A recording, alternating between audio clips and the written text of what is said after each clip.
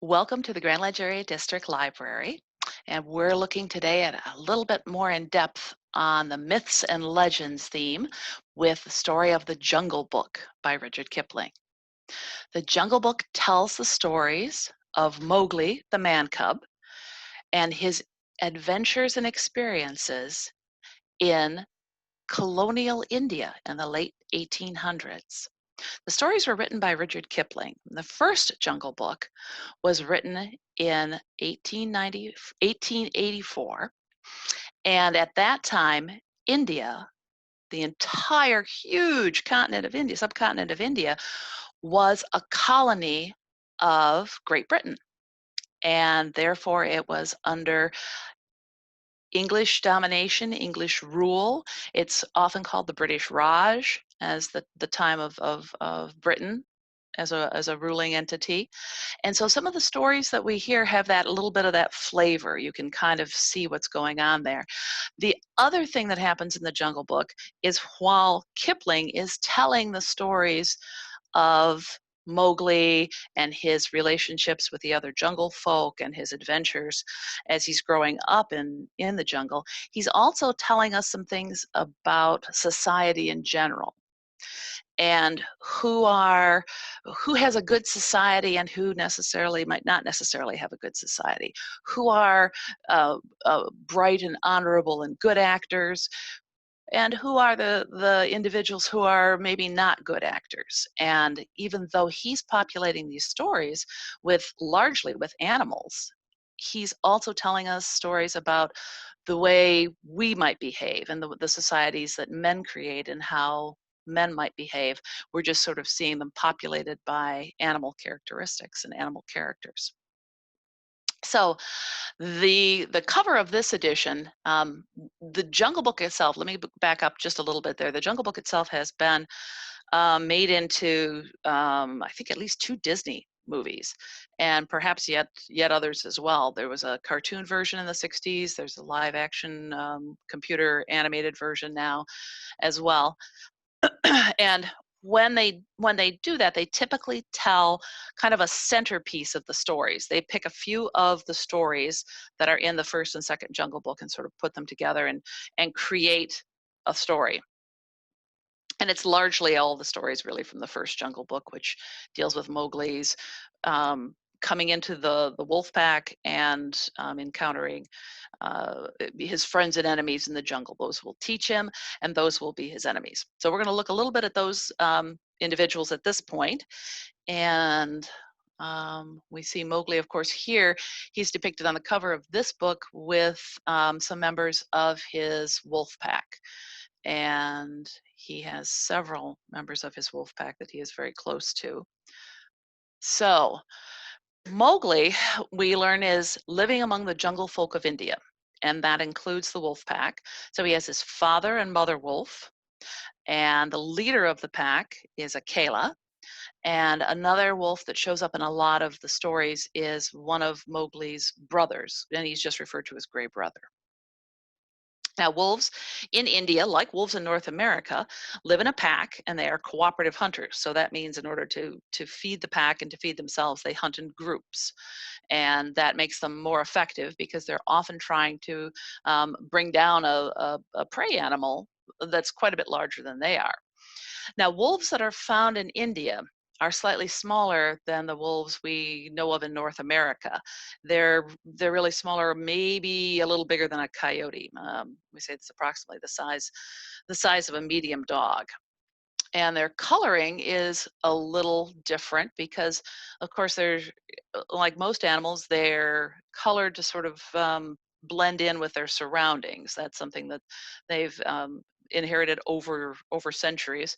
So India with some more scrublands, maybe some sandy soil and hills, and then kind of splotchy colors in the underbrush of the jungle leads to this sort of a coloration pattern where you're seeing much more, light colors. It's also a warm climate in India, so the wolf has a shorter coat and has a less full and fluffy tail than we're familiar with.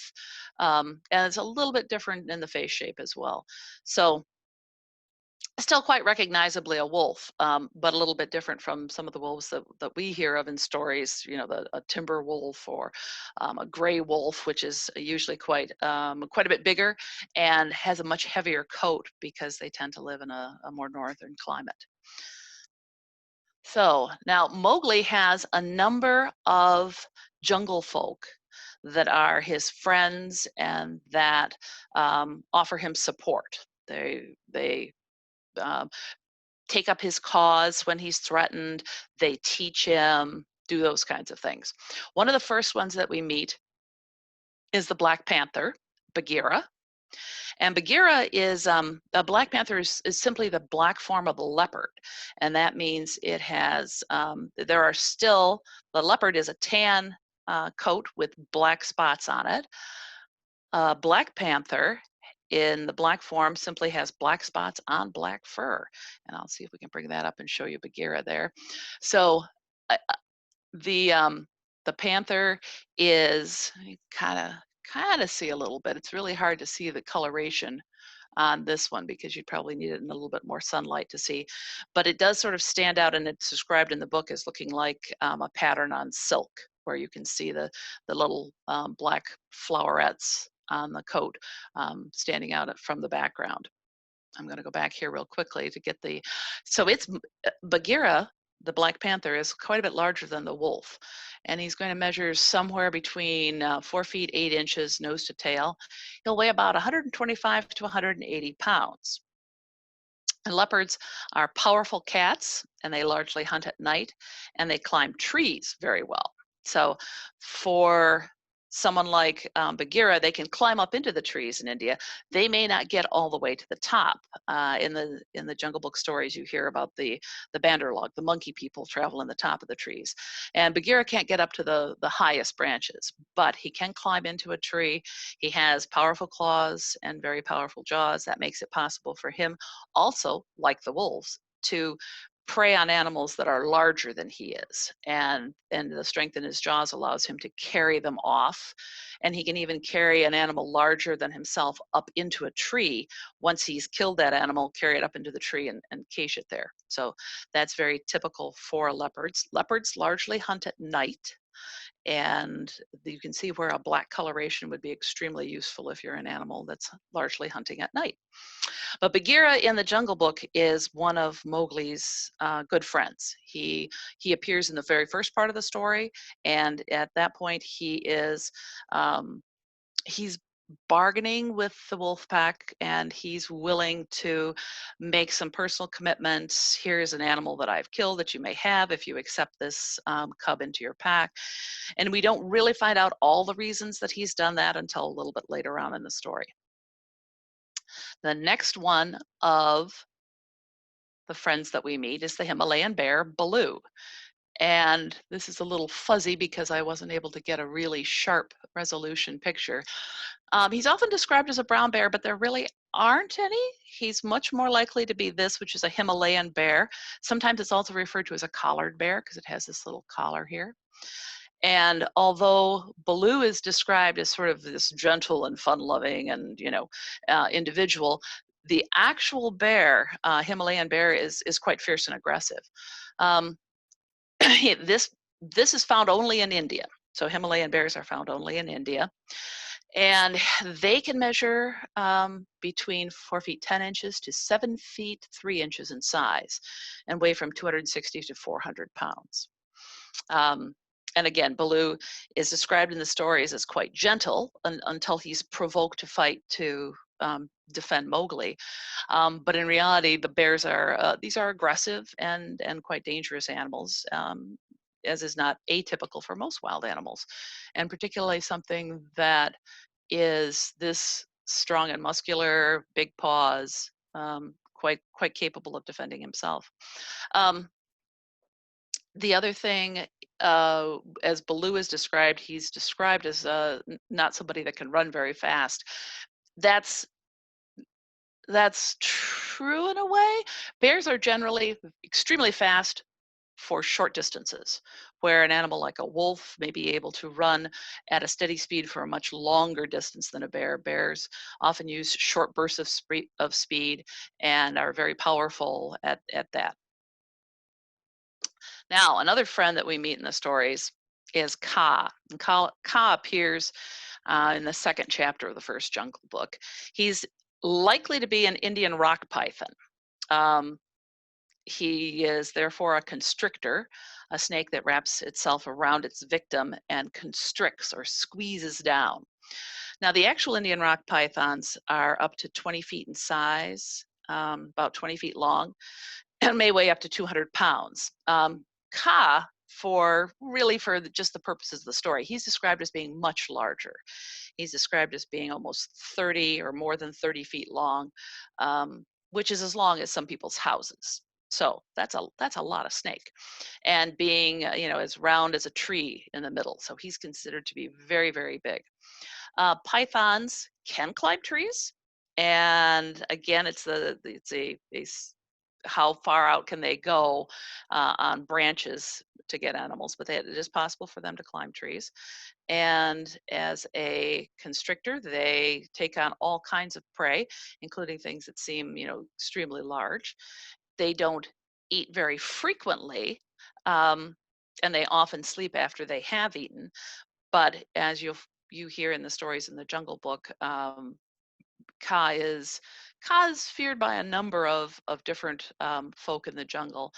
Kipling gives Ka some other powers. As though he's able to almost hypnotize his victims before he strikes. And that's again a literary construct. It was just something that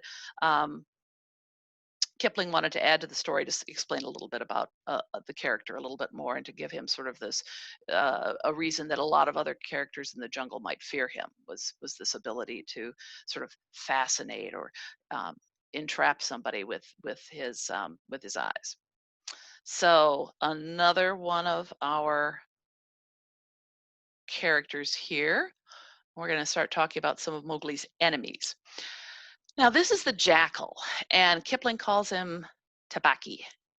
And I've never been exactly sure where the emphasis is placed. Is it Tabaki or Tabaki? But he is the Indian jackal, and he's smaller than a wolf, about 14 to 18 inches high, and he only weighs about 18 pounds. The Indian jackal is a scavenger, and that means that he does not kill for himself. He doesn't kill his own prey to eat. He travels behind wolf packs, tigers, panthers, whatever, and he'll scavenge the small pieces of the meat that's left over from the kill once the larger animals have finished with it. So in the story, he's given the characteristics of kind of a sneaky individual. He tells tales. He causes disruption wherever he goes. He makes himself very useful to perhaps larger animals, and carries stories and bag through them. He's almost a spy, and his small size allows him to sort of sneak around and get some information that way. That's, of course, not a characteristic of the actual animal. They simply are living independently and looking for whatever options for food they can find, and that's why they might follow along with a wolf or a tiger or even a panther. The next of Mowgli's enemies is probably the one that we hear the most about. That's Shere Khan, the tiger. And he is an Indian Bengal tiger, or Royal Bengal tiger. Tigers are the largest of the great cats. Many of them are larger than lions. An Indian tiger may have a body length of up to 10 feet, and that can be excluding the tail. A male tiger may typically weigh from somewhere around 397 to 569 pounds. There are tigers on record that are larger than that, or were larger than that, but this is a more typical range. And the tiger's head can be about 14 inches wide, so it's a really big head as they look at you. Now that would be a representation of a Royal Bengal tiger. We'll talk a little bit about how Shere Khan differs a little bit from this. All tiger species are currently endangered. There were once hundreds of thousands of them that roam throughout the Indian subcontinent, and they exist in many other places in the world. Siberian tigers, Malaysian tigers. The purposes of our story, we're concerned mostly with the Indian tigers and the Royal Bengal tiger. And their numbers were as low as 2,500 in the wild as recently as 2011. Um, they've increased somewhat in the last few years, mostly due to better wildlife management of tiger reserves, but their numbers are still quite critically low. At the time that the Jungle Book stories were written, they were profuse, and the Indian jungle was dense with animal life, including its predators, like the leopards and the tiger. That's no longer quite the same. Now, Shere Khan is certainly this coloration for a tiger. This tiger can also appear in albino, which is a white fur with black stripes. But he's certainly described as being this color. Some of the characteristics Shere Khan has is that he's lame. He has a bad leg or a bad foot, and he's also been burned. So the tiger you see here exhibits none of those characteristics. The lameness makes it difficult for a tiger to hunt in his normal ways, and so that may be something that has, and the pain from that may be something that has influenced the character of Shere Khan, who is described as he's not a nice guy. He preys on all kinds of individuals that he really shouldn't prey on, including he's looking for Mowgli. He thinks Mowgli has escaped him, and he wants to catch and kill and eat Mowgli. So that makes him the villain in our story, and he does a number of other things that, as you read the story, you can see him sort of scheming and using again the way humans do. He's scheming among the animals to gain more power, to gain some influence. So that's another case where Kipling is actually using an animal protagonist to tell that story, tell that message. So another group of people that they meet, or animals that we meet, are the Banderlog, or the monkey people. And this is most likely to be because this is the most common monkey, the rhesus macaque. And they are widely distributed throughout India.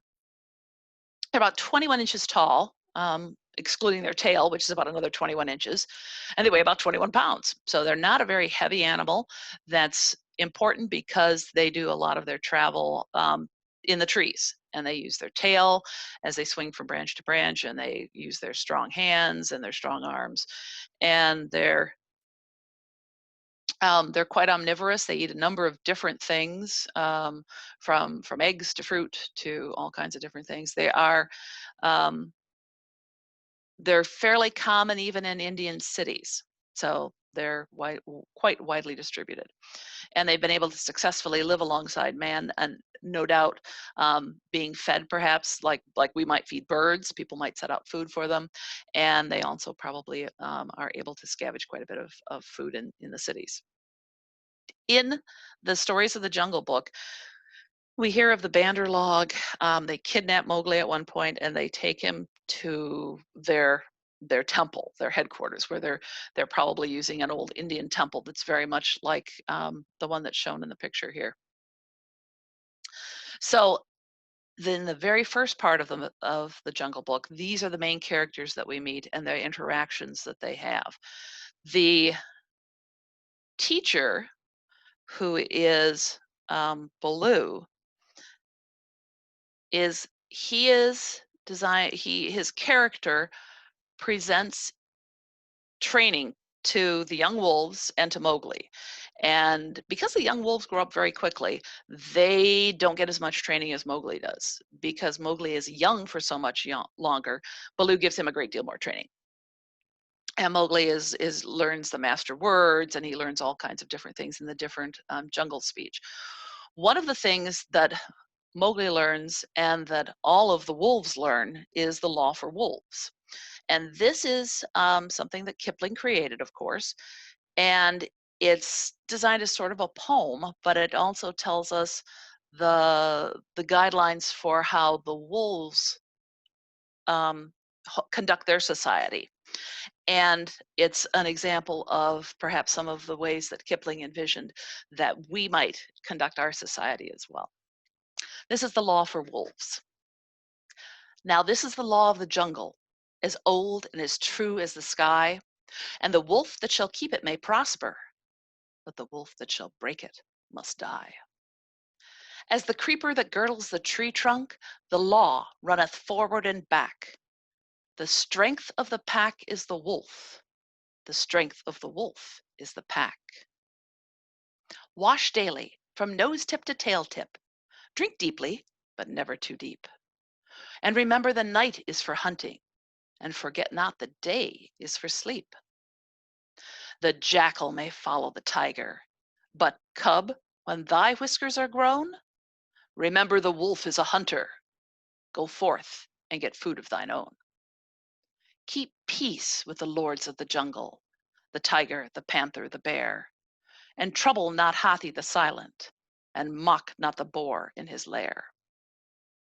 When pack meets with pack in the jungle, and neither will go from the trail, lie down till the leaders have spoken. It may be fair words shall prevail. When ye fight with the wolf of the pack, ye must fight him alone and afar, lest others take part in the quarrel, and the pack is diminished by war. The lair of the wolf is his refuge, and where he has made him his home, not even the head wolf may enter, not even the council may come. The lair of the wolf is his refuge, but where he has digged it too plain, the council shall send him a message, and so he shall change it again. If ye kill before midnight, be silent, and wake not the woods with your bay, lest ye frighten the deer from the crop, and thy brothers go empty away. Ye may kill for yourselves and your mates and your cubs, as they need and ye can, but kill not for the pleasure of killing, and 7 times never kill man. If ye plunder his kill from a weaker, devour not all in thy pride. Pack right is the right of the meanest, so leave him the head and the hide. The kill of the pack is the meat of the pack. Ye must eat it where it lies, and no one may carry away of that meat to his lair, or he dies. The kill of the wolf is the meat of the wolf. He may do with it what he will, but till he has given permission, the pack may not eat of that kill. Lair right is the right of the mother. For all of her years she may claim 1 haunch of each kill for her litter, and none may deny her the same. Cub right is the right of the yearling. From all of his pack he may claim full gorge when the killer has eaten, and none may refuse him the same. Cave right is the right of the father, to hunt by himself for his own. He is freed from all calls to the pack. He is judged by the council alone. Because of his age and his cunning, because of his grip and his paw, in all that the law leaveth open, the word of the head wolf is law. Now these are the laws of the jungle, and many and mighty are they. But the head and the hoof of the law, and the haunch and the hump is obey. And that's all I have for you today. I hope you've enjoyed our presentation, and you will find some other information on our digital services and story times on our website. I am going to stop sharing my screen so that Carol Robinson may share with you some of that other information. Thank you. Okay, here we go. So this is our homepage. If you want to get to our do-it-yourself story time, it's under the Curious Gladdle do-it-yourself stories. And then once it loads, yep, here we go. So this is where you would find, if you want to listen along to the Jungle Book yourself, this is where you would find it. There's some links to the books. You can get it from Hoopla in audiobook form. You can also listen to the music from the latest movie, the live action version with the animated characters. Let's take a look at the Hoopla audio so you know this is what it would look like when you go to look for it. So then here you can just borrow it. It doesn't matter how many people are borrowing at once. There's no limit on that. So you don't need to worry that somebody else has it checked out. And it tells you right there that this is not only folklore and mythology, but also considered kind of a fairy tale. So that fits with our summer reading program theme. And then back here, we also have a few other resources for you. There's a link about the Jungle Folk of India, so you can learn about them too. And if you'd rather have the Disney version, you can go to Overdrive and look at the Disney version. And that's a really good one for younger kids. Yes. If you want your younger kids to be able to know the story too, they can read the Disney version, which is a bit more child-friendly than the original. Absolutely. And if you also have young kids too, we also have some elements that you can make your own story time for younger kids with recordings of songs or some books.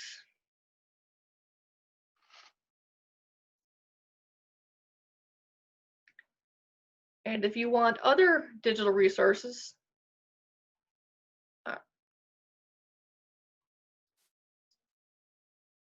there we go, it's thinking about it. Yeah, takes a while to load these up sometimes.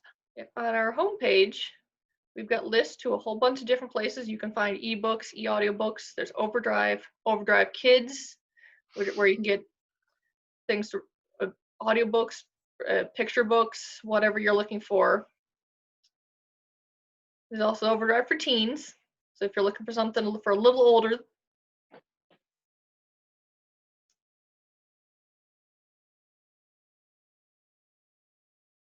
you want to learn a little bit more about India, you can try the country's, the travel area, and you can learn a little bit more about modern India rather than India at the time of Kipling.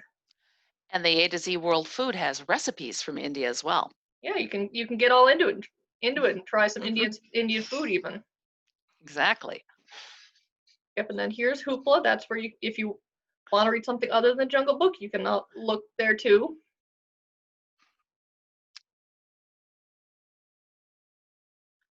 And these are all the digital resources that you can access when you can't come to the library or when it's just easier to do it at home.